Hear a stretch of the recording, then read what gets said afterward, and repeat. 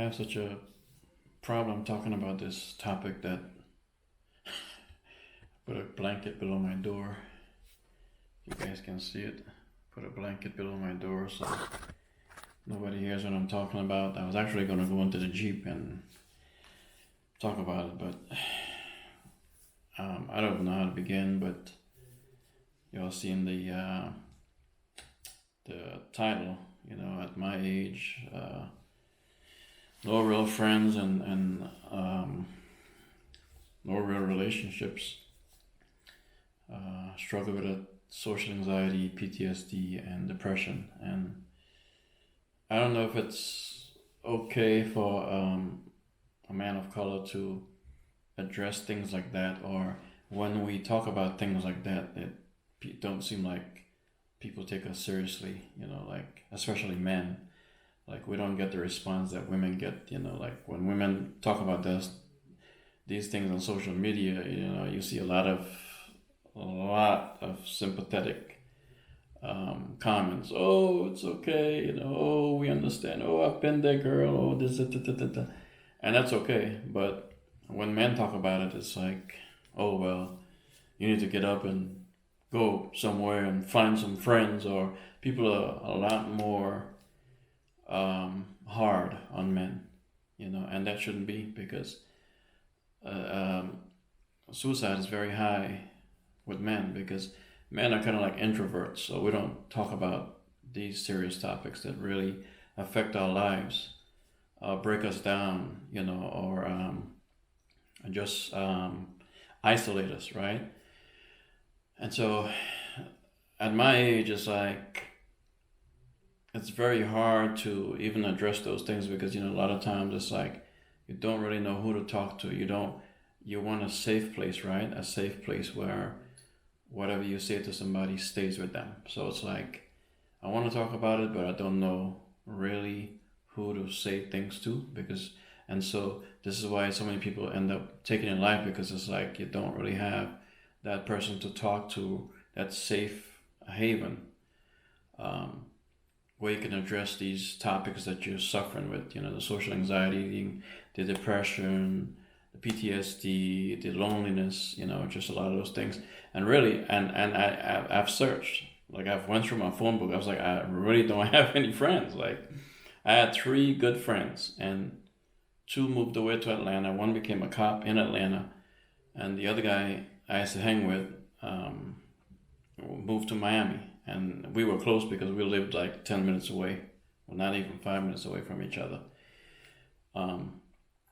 Yeah, and so those 3 guys are gone, and really, I had to think, like, well, where are my friends? Like, I really don't have any friends here, It's like, these guys moved away to big cities. I came from a big city. Like, I came from New York City, so it's like Mount Vernon, New York. So it's not like I was in the middle of everything, the middle of 10 minutes, I borderline the Bronx, and took a train to Manhattan, and so, like it's a big city. So I'm not trying to go back to a big city. So I came here for peace, but then when I got here, it's like it just seemed like a lot of the dynamics changed. A lot of the things that I suffered with from the military came back for some reason. And I guess when you're struggling with those things, anything can trigger that, right? Because I've been through a divorce, and had to go to court, and I lost my job, and I lost my car auction business, and I lost my home, and I had family issues, and just like everything just triggered it, and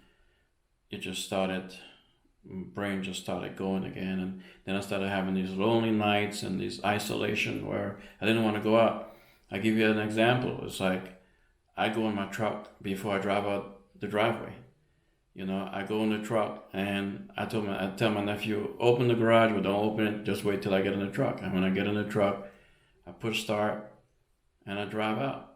And it's that isolation, that loneliness, that social depression, where it's like I don't want anybody to see me. I don't want some days I want to drive out and don't even say hi to my neighbors. I have those days where, and I can't really explain what it is, but I know it's all those things, right? And it only takes one thing to trigger it, and then you're back to that loneliness, that depression, that isolation. So So yeah, I climb in my truck and drive out. I even double tinted my windshield, because when people staring at me in the rearview mirror, that got to me. Like all those things. I can't even go to a bar and sit by myself. Like I can't even drag myself out to go to the movies by myself. My nephew does it all the time. But I can't do it. I can't go anywhere by myself. And I keep asking myself why. Like why. And it's really it bothers the person, but again, it's like addressing the issue is a whole nother topic. So there's so much to talk about. It's so much that goes on emotionally and mentally, and I'm like, I don't know if a lot of men are dealing with this and they don't talk about it, or they just shut it up on the inside because they are, we get a lot of criticism as men. Men, we're supposed to be strong, we're supposed to be this, we're supposed to be that, we're not supposed to feel this and feel that. But again, it's like,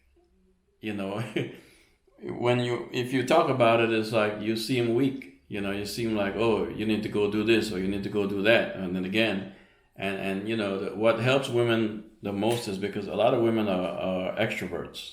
Like I think most guys are introverts. Like we don't really talk, or we shut up a lot of pain on the inside. But women always find like women groups and church groups and this, that, the next, and they have their circle of friends and their girlfriends, and they sit around and cross their legs and have a drink and talk. Or they can go to their sister or their mother and just address those issues. Well, for us, it's like hardcore. It's like, I can't talk to my mom about these things. Like, she's not supposed to know what I'm going through, And so, and that's why a lot of guys end up going downhill, losing everything, and yeah, so I feel that pain, and sometimes I'm like, I don't know which way to turn or just who to talk to. It's like the VA called me, and it's like the questions they asked were so dumb. I'm like, yeah, I'm really going to tell you that over the phone. I'm really going to tell you I'm going to hurt myself. It's like they're so stupid. That's why they get criticized so much, or they're always in some kind of trouble, because the way they address the vets is ridiculous. I definitely want to travel. I know I spoke to a guy. He was a veteran like me, and a lot of the guys that I follow or watch, they're down in the Dominican Republic, and I remember him saying one of the things that helped him was traveling. He traveled a lot. He went to different countries. He anchored in the Dominican Republic, but he still traveled other places, and that really helped him. Traveling, getting out, exploring, the cultures, things like that. So the social, it took me a while to realize I had this social anxiety stuff, and because I keep saying, why do I have to get into the truck before I drive out the driveway? Like, why do I, and all these little things, sometimes your neighbors might say certain things, or some people might say certain things to you that make you feel kind of like, kind of like it's just like a little thing that like pokes at you, and you get annoyed very easily. And so that all comes from the anxiety, the depression, and all the things that has happened. It triggers you. So any little thing is like, it sets you off. And so you have to be careful with that, especially men like us that deal with these type of issues. And you do have kids. I have a 9-year-old son, so I'm very aware. Sometimes like I have to like rewind, like catch myself. If I'm being too loud, or if I'm cursing at him for no reason, I really have to rewind and kind of check myself. But sometimes all these things are moving, all these issues are moving. So it's like sometimes you don't have no control over it, but I always have to remind myself, it's not his fault, it's not his fault, it's not his fault. It's something that you're dealing with, that you have to control in order for it not to affect him. So yeah, if you guys can let me know in the comments what helps you, like